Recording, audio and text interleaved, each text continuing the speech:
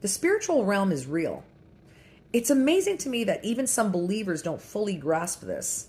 We spend our lives navigating by our five senses, oblivious that we're walking through a crowded, invisible war zone, where the things that are unseen are the only things that are eternal.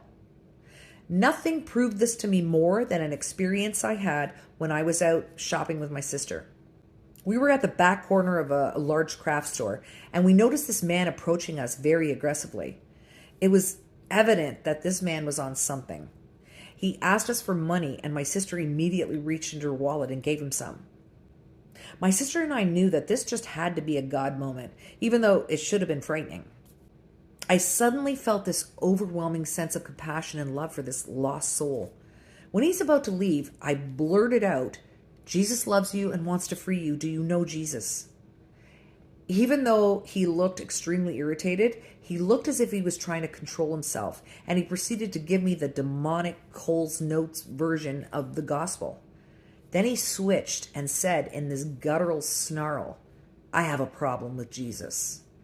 And I responded with, what problem do you have with Jesus?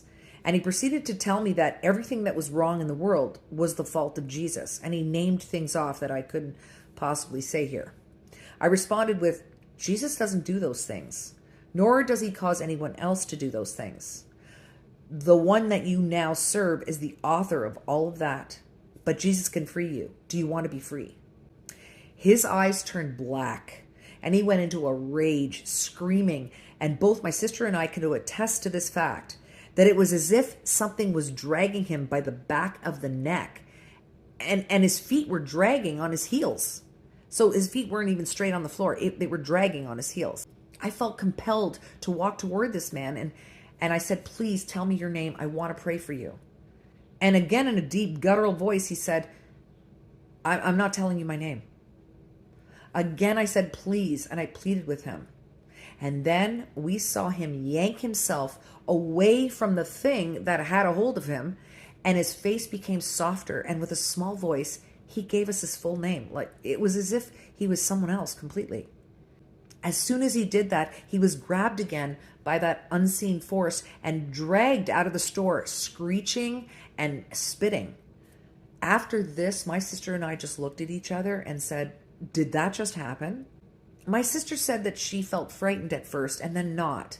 She said that when she looked my way as I was speaking with this man, she said that she saw someone who she thought was me, 7 feet tall and wearing a long trench coat, which I was not wearing. Obviously, what she saw was not me. It was possibly the angel of the Lord standing guard to protect us in that situation. Because the man gave us his full name, we later looked him up and saw that he was just in prison for severely assaulting a woman for refusing to give him money. I don't know what became of that man, but this is what I know for sure. God is pursuing that man. He is being called. We were probably not the first servants of God that he's encountered, and probably won't be the last. But eventually, the Lord will reach his heart. Ephesians 6:12 says, "For our struggle is not against flesh and blood, but against the rulers, against the authorities, and against the powers of this dark world, and against the spiritual forces of evil in the heavenly realms." The most intense warfare doesn't happen in spooky haunted houses.